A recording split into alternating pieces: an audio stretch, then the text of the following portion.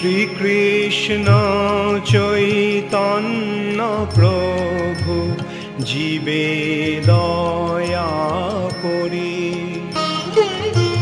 সপার্ষদস্য ধাম সহয়াবতরি। হরে কৃষ্ণ, দণ্ডবত প্রণাম। আমরা শ্রী কৃষ্ণদাস কবিরাজ গোস্বামী কৃত শ্রী চৈতন্য চরিতামৃতের আদি লীলায় আছি। চতুর্থ পরিচ্ছদ চলছে। আজকে আমরা শ্লোক সংখ্যা 106 থেকে কন্টিনিউ করব। শ্রী চৈতন্য চরিতামৃতম শ্রী আদি লীলা 4.106 অনওয়ার্ডস। 106 নম্বর শ্লোক। রাধিকার ভাবমূর্তি প্রভুর অন্তর। রাধিকার ভাবমূর্তি প্রভুর অন্তর, সেইভাবে সুখ দুঃখ উঠে নিরন্তর। সেইভাবে সুখ দুঃখ উঠে নিরন্তর। শ্রী চৈতন্য মহাপ্রভুর অন্তর হচ্ছে শ্রীমতী রাধারানীর ভাব মূর্তি। এইভাবেই নিরন্তর সুখ দুঃখের অনুভূতি उदय হয়। जैसे श्रीमती राधा रानी का भगवान का विरह में या भगवान का मिलन से सुख दुख अनुभूति होता था, वैसे महाप्रभु का भी वैसे होता है। क्यों? क्योंकि उन्होंने श्रीमती राधा रानी का जो हृदय में भाव है भगवान के प्रति वो लेकर आए हैं। तात्पर्य, श्री चैतन्य महाप्रभुर अंतर छिलो श्रीमती राधा रानीर भावे पूर्ण এবং তার রূপ ছিল রাধা রানীর মতন। রূপ মানে এখানে কমপ্লেক্সন,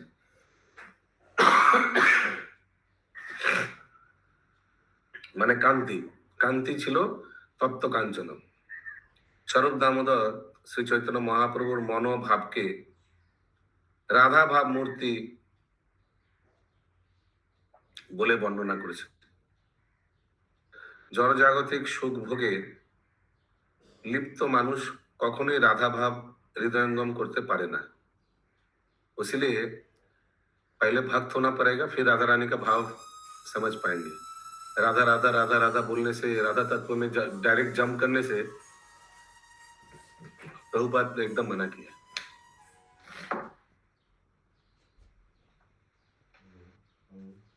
हम लोग को आमदनी भक्ति में आगे बढ़ना है। आमदनी अटननी, खर्चा रुपया ना हो जाए। इसीलिए श्रील प्रभुपाद हमेशा वैदिक भक्ति से ही शुरू करने बोला है, एबीसीडी से शुरू करने बोला है।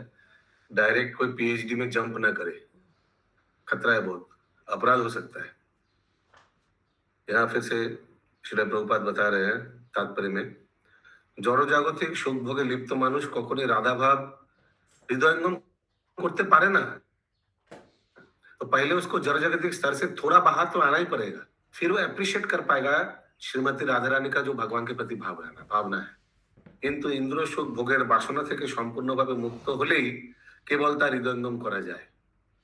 तो हम लोग जो इस्कॉन के साधक हैं, थोड़ा तो इंद्र सुख वर्जन किया है ना, थोड़ा तो किया है ना। हम लोग 4 नियम का पालन कर रहे हैं, ये सब तो हम लोग वर्जन किया है। ये सब तो आगे इंद्र सुख देता था। ये 4 जो हम लोग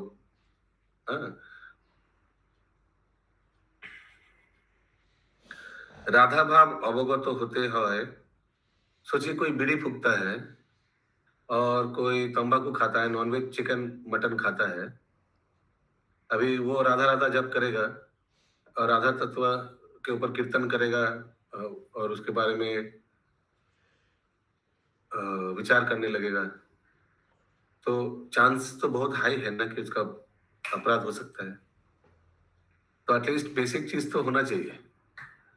उसीलिए किसी को भी हम लोग राधा राधा राम जपने के लिए सलाह नहीं दे सकते हैं।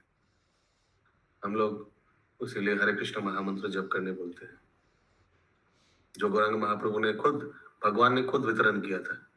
अगर राधा राधा ही वितरण करना था तो भगवान गौरांग महाप्रभु आके वही वितरण करता सबको, है ना। सबको जाकर गांव गांव में जाकर, दक्षिण भारत में जाकर राधा राधा बोलो, राधा राधा बोलो, बोलो राधा राधा बोलो, ऐसे ही करता। लेकिन गौरांग महाप्रभु ने तो ऐसा किया नहीं। राधा भाव अवगत होते हैं সর্বতোভাবে জিতেন্দ্রীয় গোস্বামীদের কাছ থেকে,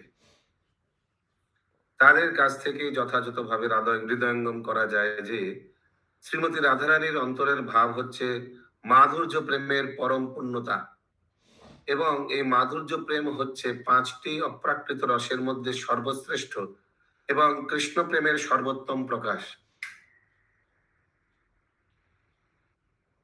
তো श्रीमती राधा रानी का अंतर का भाव হচ্ছে माधुर्य प्रेमेर परम पूर्णता, माने माधुर्य प्रेमेर जो हाईएस्ट परफेक्शन है वहां तक पहुंच गया, वो है श्रीमती राधा रानी का हृदय का भाव।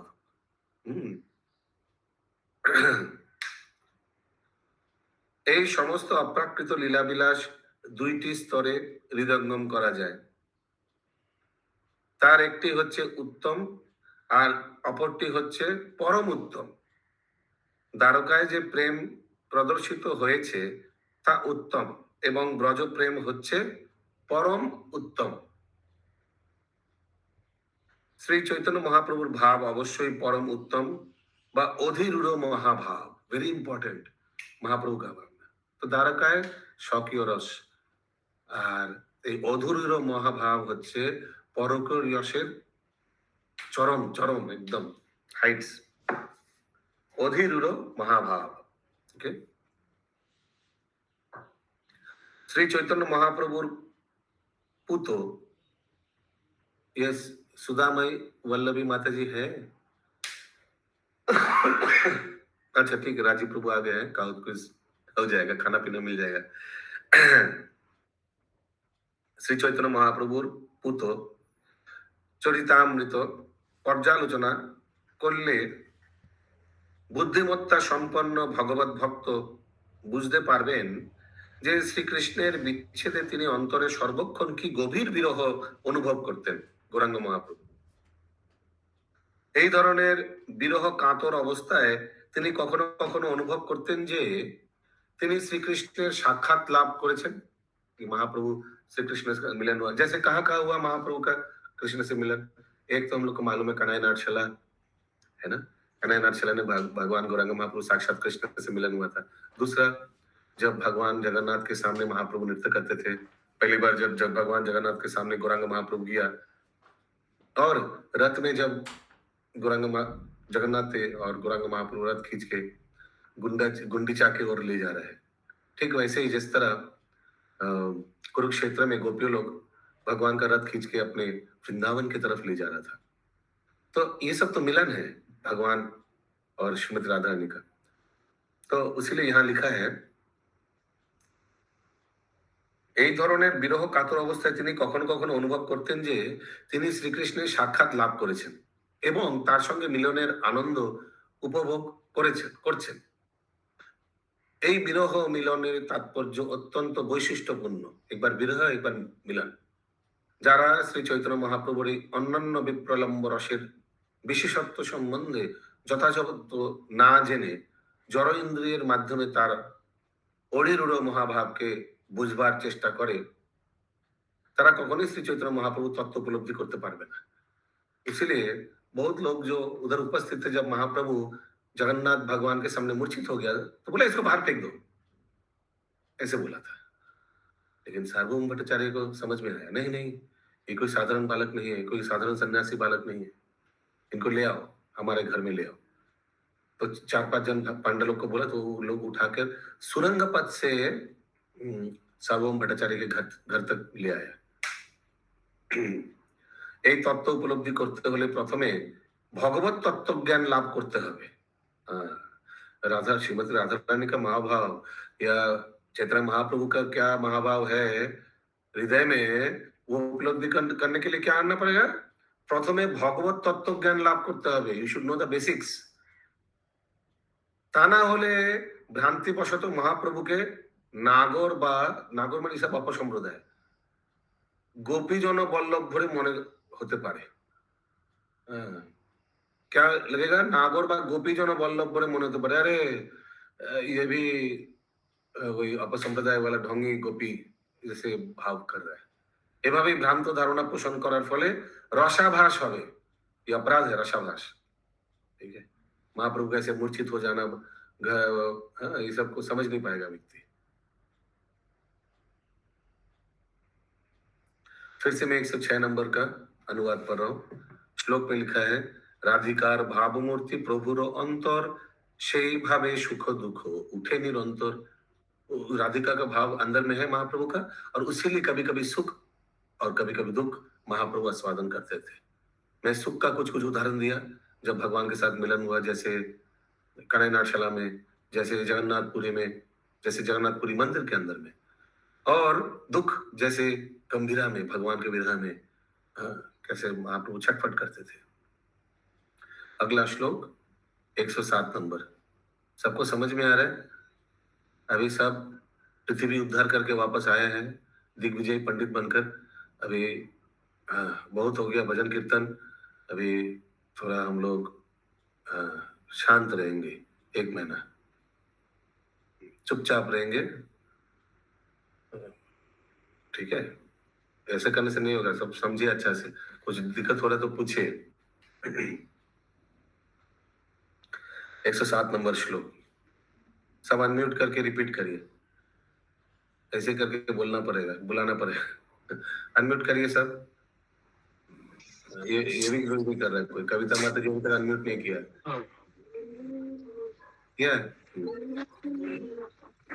ईश्वर लीला प्रभुर कृष्ण विरह उन्माद, सब बोलिए।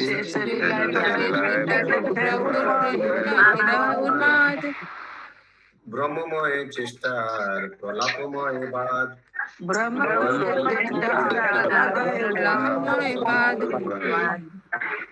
बहुत हो गया, अभी सब म्यूट करिए, सब म्यूट, बहुत हो गया।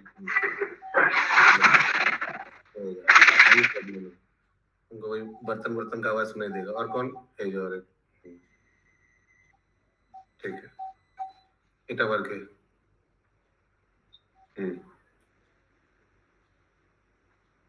यही प्रॉब्लम है, उसके अनम्यूट रिस्क हो जाता है। शेष लीलाएं प्रभुर कृष्ण विरह उन्माद। शेष लीला माने अंत लीला में हम लोग देखेंगे महाप्रभु कृष्ण विरह में उन्माद, उन्माद माने पागल जैसा हो गया था गंभीरा में, ठीक है? बुद्ध प्राण प्रभु ब्रह्ममय चेष्टा और प्रलापमय बाध, ये सब उन्होंने प्रदर्शन किया था। ब्रह्ममय जैसे भ्रम जैसा हो गया किसी का, या प्रलाप माने उल्टा पुल्टा बोलना। শ্লোকার্থ, তার লীলার শেষ ভাগে শ্রী চৈতন্য মহাপ্রভুর কৃষ্ণ বিরহে উন্মাদ হয়েছিল। তখন তার আচরণ ছিল ভ্রমপূর্ণ এবং তার বাক্যালাপ ছিল প্রলাপময়। বাক্যালাপ মানে বাতচিত একদম পাগল জেসা। তাৎপর্য, শ্রী চৈতন্য মহাপ্রভু ভগবত বিরহ জনিত সর্বোচ্চ ভাব প্রদর্শন করেছেন। তার সেই দিব্য অবস্থা অত্যন্ত মাধুর্য মণ্ডিত, কিন্তু জড়বাদীরা তা বুঝতে পারে না। কখনো কখনো জড় পণ্ডিতেরা মনে করে যে তিনি হচ্ছিলেন रोगग्रस्त व उन्माद। जैसे कौन समझ नहीं पाया? एक तो पंडारा समझ नहीं पाया जब जगन्नाथ भगवान के सामने ऐसे महाप्रभु मूर्छित हो गया, छठ अष्ट सात्विक विकार हो जा रहा था, पुलकित स्तब्ध हो जा रहे थे। और कौन कौन समझ नहीं पाया महाप्रभु को, बताइए? जैसे प्रकाशानंद सरस्वती,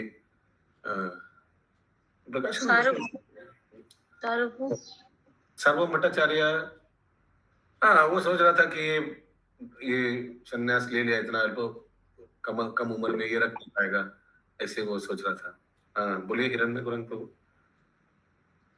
रामचंद्रपुरी प्रभु। नहीं, महाप्रभु को बोला जा रहा है, महाप्रभु को समझ नहीं पा रहे। महाप्रभु को तो समझ नहीं पाया, जो बोला कि वो सन्यासी है, घर में पिंपड़ी चलता है।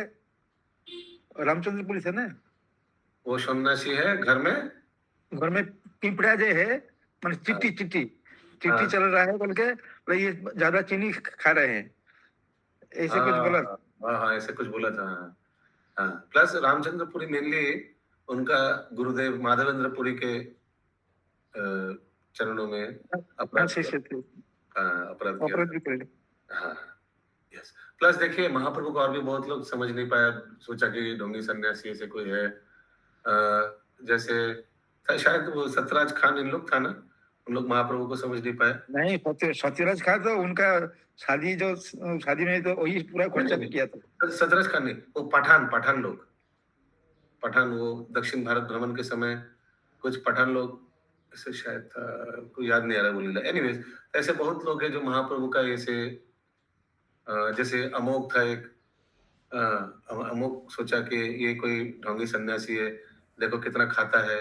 ये अमोक कौन था? इसका जमाई था ना, सार्वभौम भट्टाचार्य का। जवाई का साथ मतलब जवाई कर दीजिए, दामाद था उनका। उसको समझ नहीं आ रहा है कि महाप्रभु साक्षात भगवान है, वो भक्तों का प्रेम का भूखी है। भक्त लोग प्रेम से खिला रहा है, उसीलिए खा रहा है। ऐसा नहीं कि उनको बहुत भूख लग गई उसीलिए खा रहा है। तो महाप्रभु भी वो सचेतन हो गया, नहीं नहीं नहीं, ऐसा हमको इतना ज्यादा मत दो। तो भक्त लोग बोला उनको उनको अरे नहीं नहीं, आप छोड़िए, आप खाइए ऐसे करके। वो तो समझ नहीं पाए, मूर्ख है अमोघ। और शायद बाद में अमोघ का कलेरा ही ऐसे कुछ हो गया था। तो इसीलिए यहाँ শিলা প্রভুপাদ লিখ रहे हैं, এই সমস্ত পণ্ডিতেরা সমস্যা হচ্ছে তারা সর্বদাই জড় ইন্দ্র সুখ ভোগের প্রচেষ্টায় লিপ্ত হয় এবং তাই তারা কখনো ভক্ত ও ভগবানের অনুভূতি সম্বন্ধে অবগত হতে পারে না। जो इंद्र तृप्ति में लिप्त है, वो कैसे महाप्रभु या भगवान का लीला को समझ पाएगा? एज इट इज नहीं कर पाएगा, नहीं समझ पाएगा। জড়বাদীদের মনোভাব অত্যন্ত জঘন্য। তারা মনে করে যে স্থূল জড় জগৎ যেমন তাদের ইন্দ্রিয় সুখ ভোগের কেন্দ্র, শ্রী চৈতন্য মহাপ্রভুর অপ্রাকৃত কার্যকলাপও তেমন তাদের জড় বুদ্ধির বিকৃত বিচারের অধীন। শ্রীল স্বরূপ দামোদর গোস্বামী প্রমুখ আচার্যদের মাধ্যমেই केवल श्री चैतन्य महाप्रभु तत्व अवगत हवा जाए। ऐसे भी श्री स्वरूप दामोदर का कर्चा से तो हम लोग को लीलामृत सब कुछ पिला है। नदिया नागरी ये सब अपसंप्रदाय, हाँ, ও অন্যান্য অপসম্প্রদায়ের মতবাদ কখনোই স্বরূপ দামোদর বা স্বরূপ গোস্বামীদের দ্বারা স্বীকৃত হয়নি। দে নেভার মানে এন্ডোর্সড, इन लोगों का भी एंडोर्समेंट नहीं किया। গৌরাঙ্গ নাগরী আদি অপসম্প্রদায়গুলির মতবাদ হচ্ছে কতকগুলি বিষয়াসक्त भोगीर मनोगढ़ा धारणा। तो ये सब अपसंप्रदाय जो लोग भगवान का अनुकरण करते थे, ठीक है, मुकुंद प्राण प्रभु, वो लोग महाप्रभु जैसे नृत्य करेगा, उसे गोपी भाव, गोपी जैसे ड्रेस करके डांस करेगा। हाँ, अरे समझ में आया। लेकिन भक्त लोग भी कभी कभी गोपी ड्रेस साड़ी पहनता है, लेकिन वो भगवान का लीला प्रदर्शन करने के लिए, ठीक है। उसको अपसंप्रदाय नहीं सुनना चाहिए, सच में समझना चाहिए। हरे कृष्ण, हरी बोल, हरी बोल। आपको पता चल गया? हाँ, तो वो सब हमने पूरा सब देख लिया। जा, अगला श्लोक 108 नंबर। राधिकार भाव जो इच्छे उद्धव दर्शने, রাধিকার ভাব জয়ছে উদ্ভব দর্শনে। उद्भव ना उद्धव, উদ্ভব উদ্ধব उद्धव সেইভাবে মত্ত প্রভু রহে রাত্রি দিনে। সেইভাবে মত্ত প্রভু রহে রাত্রি দিনে। तो जब गोपी लोग और राधा रानी जब उद्धव को दर्शन किया था, भगवान ने भेजा था ना उद्धव को, जाओ जाके खोज लेके आओ। उन लोग बहुत प्रसन्न हुआ था क्या उद्धव को देखकर? नहीं, प्रसन्न और नहीं हुए। प्रसन्न शुरू देख कर वो कृष्ण समझ के ही वो लोग प्रसन्न हुए थे, बाद में दुखी हो गए थे। तो बहुत गुस्सा हो गया था। हाँ, क्या मैंने हम लोग का मैंने ये काम चलाओ भेज दिया इसी से काम चला ऐसे कुछ भेज दिया है, चलवे ना, ऐसे करके बहुत उन लोग गुस्सा प्रदर्शन। तो ऐसे ही और उन लोग का प्रेम और वर्धित हो गया और विरह और तीव्र हो गया। উদ্ধবকে দর্শন করে শ্রীমতী রাধারানী যে ভাব প্রাপ্ত হয়েছিলেন, সেই ভাবে শ্রী চৈতন্য মহাপ্রভু রাত্রি দিনে কৃষ্ণ বিরহে উন্মত্ত থাকতেন। और मैंने ये बोला कि कांटे पे नमक छिड़कना जैसा है ना। যারা শ্রী চৈতন্য মহাপ্রভুর চরणाश्रित, आप लोग में से कौन कौन महाप्रभु का चरण आश्रित है? हाथ उठाइए। हाँ, वेरी गुड। कोई कोई हाथ उठा नहीं रहे, बोला हम माया का चरण आश्रित है। हम क्या क्या बाबा था वो मनी बैग वाला? भूल गया, ओके ठीक है, हाथ उतार दीजिए। जरा श्री चैतन्य महाप्रभु चरणाश्रित, ऐसा नहीं कि चरणाश्रित माने आपको ऑल्टर में अंदर जाके घुस के उसमें चरण के नीचे बैठ जाना है, ऐसा नहीं। चरणाश्रित माने अनुगामी। তারা হৃদয়ঙ্গম করতে পারেন যে বিপ্রলম্ব ভাবে তার কৃষ্ণ আরাধনা হচ্ছে প্রকৃত ভগবত আরাধনা। তয় চন্দ্রবিন্দু আকার, তার মানে মহাপ্রভুর কৃষ্ণ আরাধনা হচ্ছে প্রকৃত ভগবত আরাধনা। ठीक है जी, बुझा गया सुभाष प्रभु। उसी के सामने बुक होना बहुत जरूरी है, बुक बिना बहुत मुश्किल है दोनों को समझना। বিরহের অনুভূতি যখন অত্যন্ত তীব্র হয় তখন শ্রীকৃষ্ণের সঙ্গে মিলনের স্তর লাভ হয়। ओके, तो हम लोग का भी जब कृष्ण विरह में हम लोग भी एक दिन जब छटपट छटपट करेंगे, अभी आप लोग में से किनको किनको कृष्ण विरह में बहुत दुखित हो जा रहा है, किनको बहुत दुख लगता है कृष्ण के विरह में, हाथ उठाइए गूगल कोई। एक्चुअली सच बात हम लोग को कुछ फर्क नहीं पड़ता कृष्ण विरह में। अच्छा एक जन को है, जय जय जय, लेकिन अधिकांश अच्छा 2 जन है, वाह वेरी नाइस। ओह 3 जन, आप लोग तो থাকবেন বঙ্কিম প্রভু তো থাকবেন। तो बाकी लोगों को एक्चुअली सच बात बताओ, मेरा भी अवस्था वैसे ही कुछ है नहीं, कृष्ण विरह में ऐसा नहीं कि हम छटपट कर रहे हैं। लेकिन यहाँ क्या लिखा है, प्रभुपाद जी बता रहे हैं, शून्यायतम जगत सर्वम, हाँ मुझे ऐसा फील होता है। पता है आपको। अच्छा चलिए ऑरिजिन है शून्यायतम जगत सर्वम, जगत शून्य। चलिए ये कृष्ण विरह क्लब में ऑरिजिन भी है, ठीक है। तो यहाँ प्रभुपाद जी बता रहे हैं বিরহের অনুভূতি যখন অত্যন্ত তীব্র হয়, बहुत तीव्र মানে रह नहीं पाएंगे, महाप्रभु जैसे हो जाएंगे, छटपट करेंगे, তখন শ্রীকৃষ্ণের সঙ্গে মিলনের স্তর लाभ হয়, then you will be qualified भगवान के साथ साक्षात मिलन का। ठीक है, नेक्स्ट पैरा, लास्ट पैरा। তথাকথিত সহজিয়ারা সহজভাবে কল্পনা করে যে, जो सहजिया लोग हैं তারা বৃন্দাবনে শ্রীকৃষ্ণের সঙ্গে মিলিত হয়েছে। এই ধরনের কল্পনা তাদের কাছে লাভজনক হতে পারে, কিন্তু প্রকৃতপক্ষে শ্রীকৃষ্ণের সঙ্গে মিলন কেবল শ্রী চৈতন্য মহাপ্রভু কর্তৃক প্রদর্শিত বিপ্রলম্ব ভাবের মধ্যেই সম্ভব। वृंदावन जाकर रहो, मिल गया, मैं वृंदावन आ गया, कृष्ण मिल गया, मैंने वृंदावन पहुंचना माने कृष्ण मिल गया, ये सब नहीं होता। तो हम लोग तो कितना बार वृंदावन से घूम के आए, हरे कृष्ण। नहीं, तो क्या बोल रहे प्रभुपाद जी कि केवल मात्र विप्रलम्ब भावेर मध्येई संभव। वो विप्र भगवान का विप्रलम्ब भाव आने के लिए भजन कीर्तन करते करते एक दिन आएगा कि हम लोग भगवान के विरह में रोते रहेंगे, छटपट करते रहेंगे।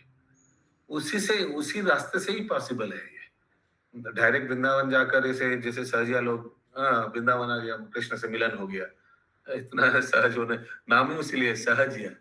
क्यों नाम बोला इन लोगों को सहजिया? क्योंकि इन लोग एक मजाक बना दिया भक्ति को, तो जरा इस बहुत सहज है, कोई बड़ी बात नहीं है। भजन कीर्तन महाप्रभु वो लोग सोचते हैं कि भगवान को पाना बहुत सरल है, बहुत सरल है, बहुत इजी है। क्या? यस, वेदगामिनी राधा रानी माता जी। प्रभु जी, ये जो भगवान के विरह में रोते रहने का जो है, वो साधना के कौन से स्टेज में आता है? नहीं, साधना के चरम स्टेज में आता है। कौन सा स्टेज में बने? चरम स्टेज में आता है जब व्यक्ति भगवान के विरह में एकदम रह नहीं पाएगा। तो ऐसे ही है। भाव बोला जाएगा, भाव स्टेज आ सकता है, आ सकता है। भाव स्टेज का लक्षण पढ़ना पड़ेगा कि उस स्टेज में भी थोड़ा थोड़ा ये सब लक्षण प्रकट होगा कि कृष्ण के विरह में वो भक्त छटपट करते रहता है, और कृष्ण प्रेम, वो प्रेम भी है और एट द सेम टाइम कष्ट भी पा रहा है, वो सुख भी है और दुख भी है। भगवान के विरह में सुख क्यों है? क्योंकि विप्रलंब भाव में स्तर पे जो सुख अनुभूति होता है, वो भगवान के साथ मिलन होने से भी उतना सुख अनुभूति नहीं होता है। प्रभु, विप्रलंब भाव क्या है? अष्ट सात्विक नहीं, सेपरेशन। विप्रलंब अच्छा। भगवान के विरह में, विप्रलंब भाव, विरह भाव, भगवान के विच्छेद में जो सुख अनुभूति होता है, वो भगवान के मिलन में भी उतना सुख अनुभूति नहीं होता है। तो व्यक्ति इसे सब अनुभव करेगा। This are proven process. किंतु ये साधन भजन से ही संभव है, कोई व्यक्ति डायरेक्ट ये सब कभी नहीं संभव है। यस महामंजरी माता जी। प्रभु गोपियों का भाव भी प्रलम्ब में था, इसके मतलब सबसे ज्यादा, एकदम इसीलिए वो ज्यादा। वो जो श्लोक में लिखा था कि उद्धव मिलन में जैसे था, राधा रानी का भाव वैसे ही था। हाँ, तो राधा रानी तो अकेले नहीं मिली थी ना, बाकी गोपी लोग भी तो उद्धव से मिले थे ना, उद्धव जी से जब आए थे, है ना। देखिए क्या लिखा है 108 श्लोक, राधिकार भाव जो इच्छे उद्धव दर्शने সেই ভাবে মত্ত প্রভু हे रात्रि दिने। सिर्फ राधिका लिखा है क्योंकि वो सब गोपी का प्रमुख गोपी है, लेकिन बाकी लोगों का भी तो बहुत हालत खराब हो गया था। हाँ, अच्युत करुणेश्वर प्रभु। हरे कृष्ण प्रभु जी, तो यहाँ तो गोपियां भ्रमित हो रही थी ना। भ्रमित? अच्छा, भ्रम भ्रम पूरा पूरा बताइए।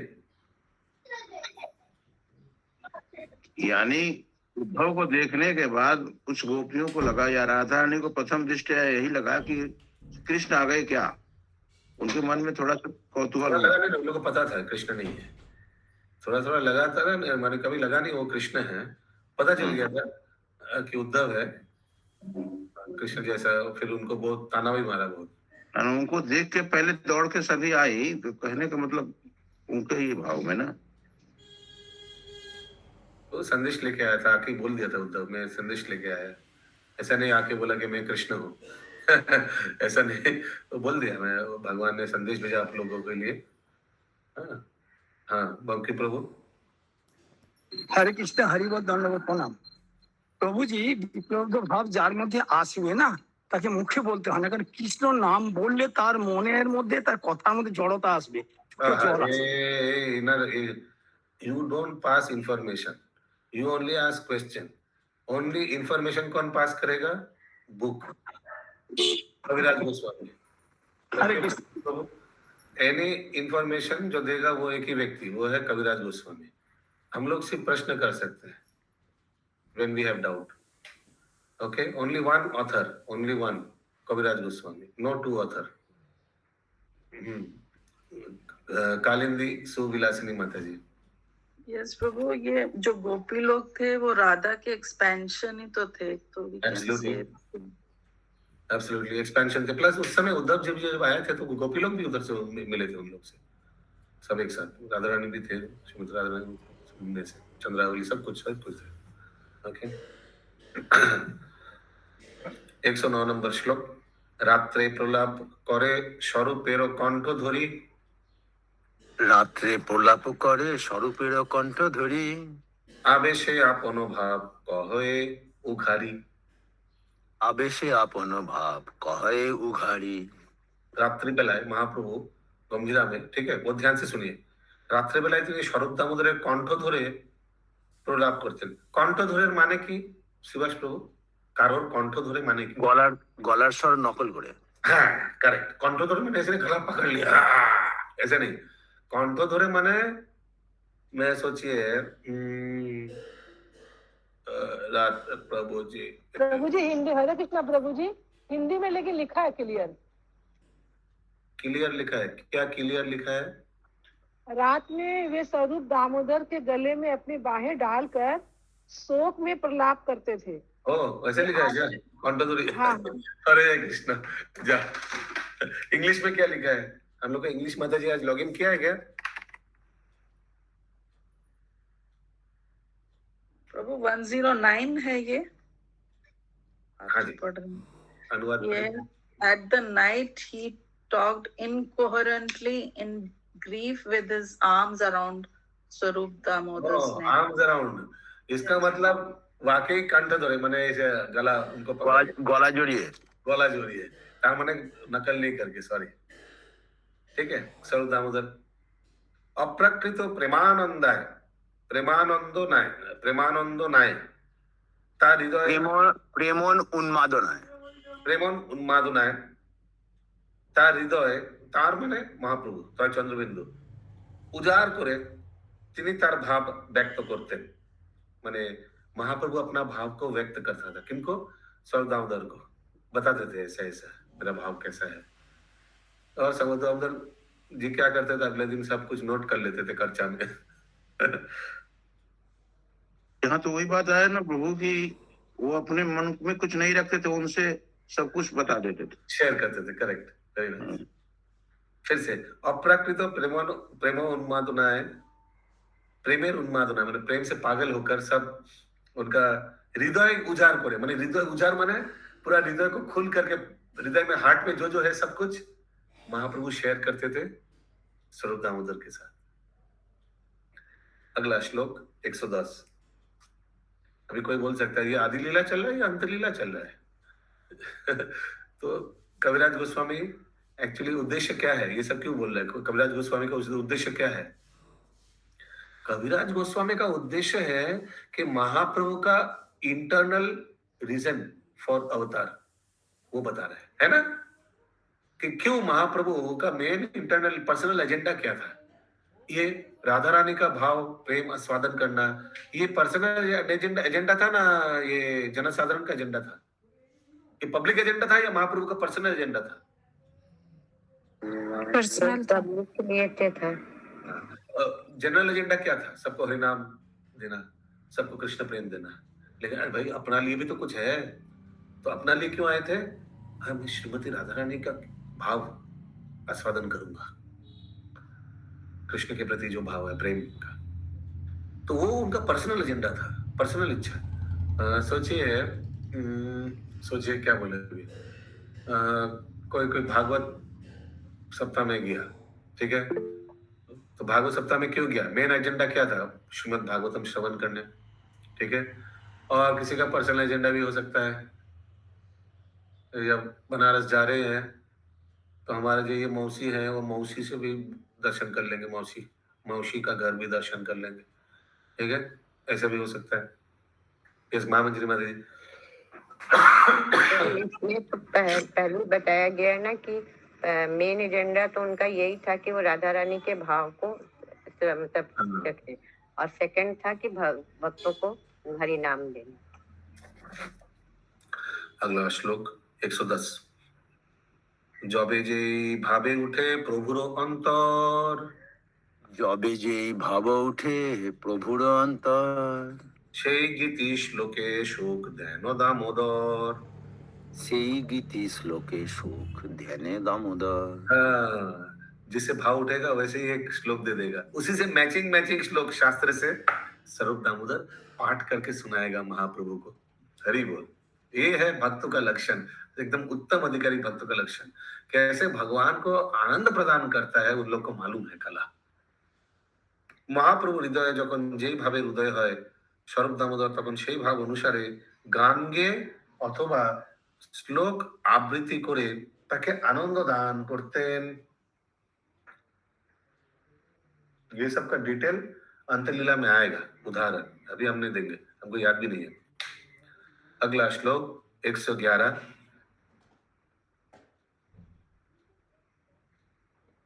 एबे कार्य नाहि किछु एसब विचारे, এবে কার্য নাহি কিছু এসব বিচারে, आगे इहा विवरिब करिया विस्तारे। आगे इहा विवरिब करिया विस्तारे। अभी ये सब का एग्जाम्पल अभी देने का दरकार नहीं है, कविराज गोस्वामी बोल रहे हैं कि सब का एग्जाम्पल कि कैसे स्वरूप दामोदर गोस्वामी एकदम बिफिटिंग एकदम परफेक्ट श्लोक दे देते थे जब महाप्रभु का भाव उदय होता था, एकदम उसी भाव का कोई एक श्लोक या कीर्तन गा देते थे। वो अभी नहीं, बाद में बताएंगे, ठीक है। यही बता रहे हैं इस श्लोक में कविराज गोस्वामी, ये 9-11 श्लोक में, सॉरी 9-11 नहीं 111। अगला श्लोक 112। पूर्वे ब्रजे कृष्णेरो त्रिविधो बयो धर्म, পূর্বে ব্রজে কৃষ্ণের ত্রিবিধ বয় ধর্ম, কৌমার পৌগণ্ড আর কৌশর অতি মর্ম। কৌমার পৌগণ্ড আর কৈশোর অতি মর্ম। পূর্বে ব্রজধামে শ্রীকৃষ্ণের 3টি বিষয় বয়সে বিভিন্ন বয়সে লীলা প্রদর্শন করেছিলেন। এই 3টি বয়স হচ্ছে কৌমার, পৌগণ্ড ও কৈশোর। তার মধ্যে তার কৈশোর লীলা বিশেষ তাৎপর্যপূর্ণ। तो आप लोग पेन या पेपर में लिख सकते हैं मुकुंद प्राण प्रभु कि 0 to 5 5 साल तक क्या होता है कौमार, 6 से 10 उम्र होता है पौगंड, लेकिन কাউকে জিজ্ঞেস করলে পরবর্তীকালে কেউ বলতেও পারবে না। और 11 से 16 तक होता है किशोर, और यहां बोला जा रहा है उसमें से किशोर लीला सबसे इंपॉर्टेंट है। ठीक है मुकुंद प्राण प्रभु, माधव स्वरूप प्रभु, समझ में आ रहा है भगवान का किशोर लीला में क्या क्या लीला, कुछ कुछ लीला बताइए किशोर लीला में जो किया उन्होंने, मालूम नहीं है। প্রভু फिर से बोलिए ना। हाँ কি বলুন ইন্দ্রাণী মাতাজি কি জিজ্ঞেস করছেন? আমাকে সবুজ সাদা প্রণাম, আগের বছরই লেখা রয়েছে, এটা লিখে রেখেছি। वाह वेरी गुड, नोबेल प्राइज दिया होगा। अच्छा तो 0 to 5 कौमार, 6 से 10 पौगंड और 11 से 16 किशोर लीला। और यहाँ कविराज गोस्वामी बोला किशोर लीला में सबसे इंपॉर्टेंट, क्यों किशोर लीला में क्या क्या लीला, क्या सबसे इंपॉर्टेंट रास लीला। ओके 113 নম্বর শ্লোক। বাৎসল্য আবেশে কইল কৌমার সফল, বাৎসল্য আবেশে কইল কৌমার সফল, পৌগণ্ড সফল কইল লইয়া সখা বল, পৌগণ্ড সফল কইল লইয়া সখা বল। সখা বল বাৎসল্য ভাবে পিতামাতার স্নেহ তার কৌমার লীলাকে সফল করেছে, আর তার পৌগণ্ড লীলা সফল করেছে সখাদের সাহচর্যে। ঠিক আছে, রাধিকাদি লইয়া কইল রাসাদার বিলাস, রাধিকাদি লইয়া কইল রাসাদি বিলাস, বাঞ্ছা ভরি আশা দিল রসের নির্যাস, পাঞ্চা ভরি আশা দিল রসের নির্যাস। কৈশোরে তিনি রাধিকা প্রমুখ ব্রজগোপীদের নিয়ে রাস নৃত্য আদি লীলা বিলাস করে প্রাণ ভরে সমস্ত রসের নির্যাস আস্বাদন করেছিলেন, একদম पेट भर के। इसीलिए सुदामा वल्लभी माता जी, ये सबसे इम्पोर्टेंट कौन सा लीला है तीनों में से? किशोर लीला। गौशर लीला।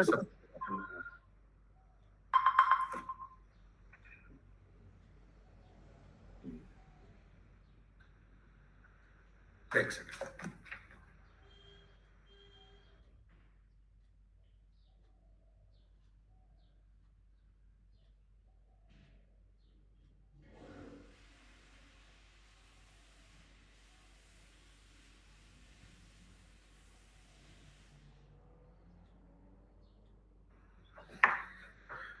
तो फिर से मैं ये 2 श्लोक एक बार समराइज करा दे रहा हूँ। 113 में बता रहा है कि वात्सल्य यानी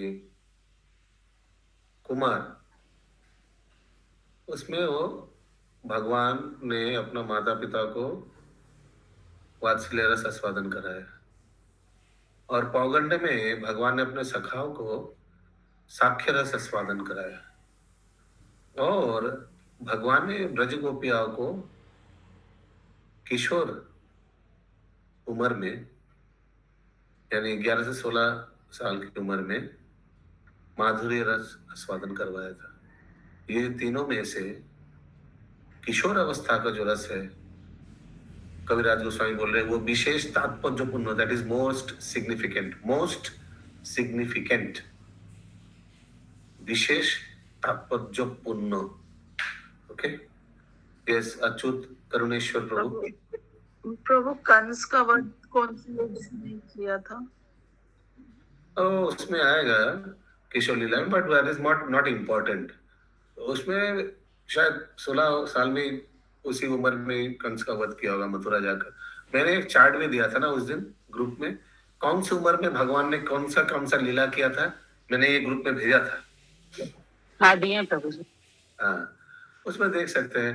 लेकिन भगवान का किशोर लीला इसलिए नहीं जाना जाता है, विख्यात नहीं है कि उन्होंने कंस को वध किया था, इसलिए विख्यात है।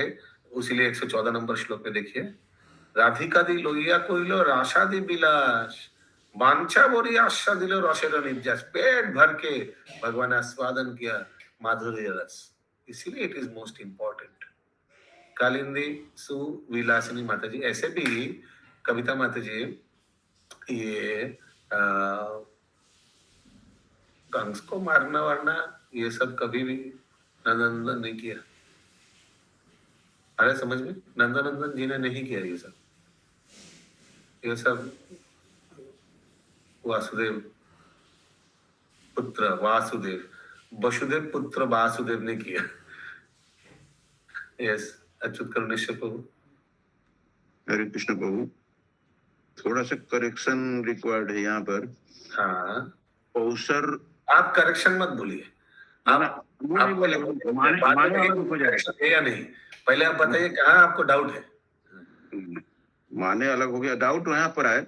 जैसे आप वो इम्पोर्टेंट लीला को तो उनका इम्पोर्टेंस नहीं है, यहाँ पर प्रेम यानी रस, जो रस का यहाँ पर आस्वादन करा रहे हैं महाप्रभु, तो वो रस को ही टारगेट, मतलब हमारा लक्ष्य होना चाहिए, शायद ऐसा ही कुछ है क्या? हाँ, क्यों नहीं। काहे कि लीला तो उन्होंने बहुत सारी की है। लीला को लेके हम लोग नहीं चल रहे हैं, अभी रस को लेके चल रहे हैं। रस में ही महाप्रभु ने अपने आप को भाव विभोर किया, मूर्छित हुआ या इत्यादि बहुत सारी अवस्थाएं उनकी हुई। लेकिन एक कंस को मारने का पूछा गया, उसमें क्या रस होगा? वो चाराना ही रस नहीं होगा, नहीं, वो रस होता होगा कंस को मारने में, कुश्ती लड़ने में, वो चाराना भी नहीं है ये माधुर्य रस के सामने। यस, वेदगामिनी राधा रानी माता जी। प्रभु जी, नंद नंदन कृष्ण तथा वासुदेव कृष्ण में क्या अंतर है? नंदनंदन कृष्ण रास विलास करता है, जो ब्रज का कृष्ण। मथुरा का कृष्ण मारपीट करता है, राजपाट संभालते हैं फिर द्वारिका जाकर। ठीक है प्रभु जी, एक ही हुए ना दोनों? ये कभी नहीं, मतलब उनका नंदनंदन कृष्ण कभी वृंदावन से बाहर कदम ही नहीं रखा, एक कैसे होगा? कदम ही नहीं रखा, कभी एक कैसे होगा? उन्होंने तो फिर वासुदेव कृष्ण कौन हुए? वही अक्रूर को पूछिए, अक्रूर जी बता देगा अक्रूर घाट में क्या लीला हुआ था। वो एक जो रह गए थे और एक उनका जो एक्सपेंशन चला गया था, वही ना है? तो आपको तो मालूम है सर। ओके, एखाने रहिल ग्रंथ अमृत लहरी, एखाने सबे बल हरि हरि।